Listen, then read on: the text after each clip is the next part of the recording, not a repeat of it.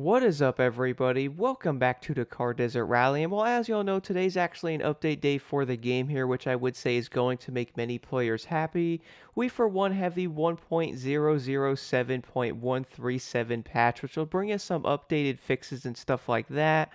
We're also going to have a small map expansion as well. Plus, we're going to have a Snowrunner Truck DLC on top of that as well. So it's going to be a pretty exciting day on the game here. So for the events, guys, the first one's going to be on sport mode here with 6 of the actual stages.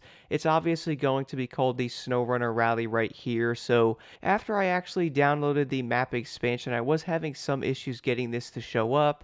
Luckily, it showed up right after I actually closed the game out and got back on it, but the other event is also going to be in here in professional mode as well. That is the only 2 events that are going to be in here. Unfortunately, I think people might have expected more, but luckily I would say more will come in the future. I do think it's pretty awesome to see these SnowRunner vehicles in the game, which, by the way, if you guys do want to get that, all you will have to do is head into the store and add that to your library to actually get that downloaded. So once you guys add that expansion to your library, I noticed the vehicles showed up pretty dang fast in the store here. So once you guys head over to the actual vehicle store, head over to buy vehicle, then go over to the trucks here, and then head all the way over to the SnowRunner tab, and you can then check out the new vehicles.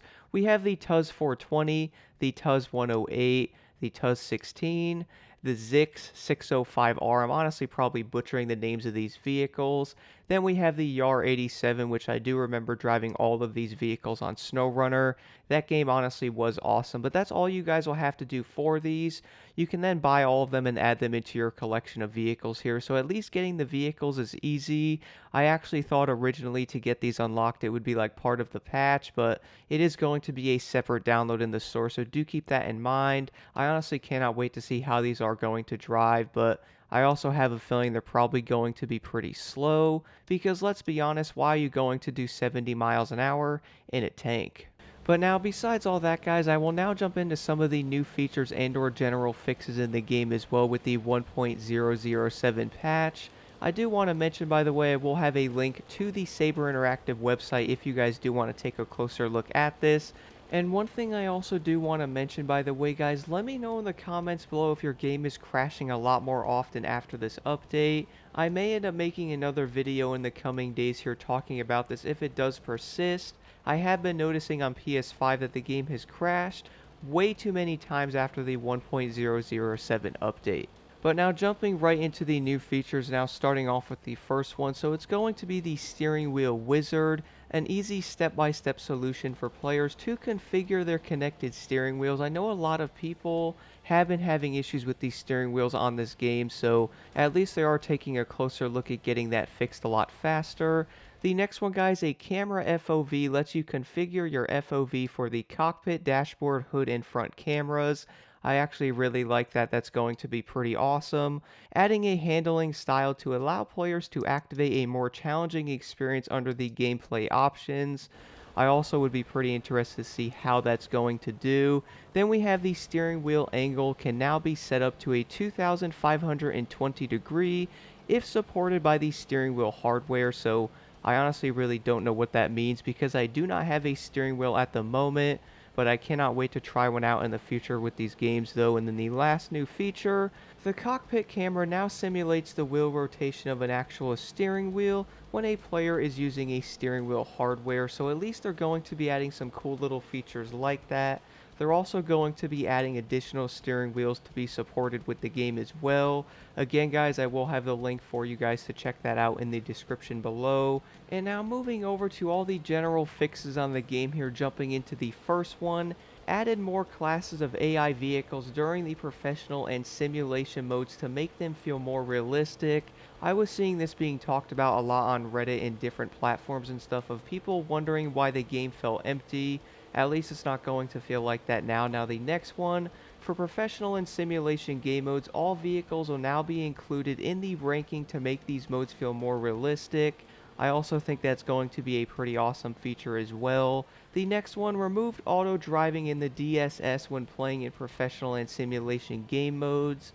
And then moving over to the next one, players can now configure the steering wheel angle up to 2,520 degrees on supported hardware. That was also something I did mention earlier with like the general fixes.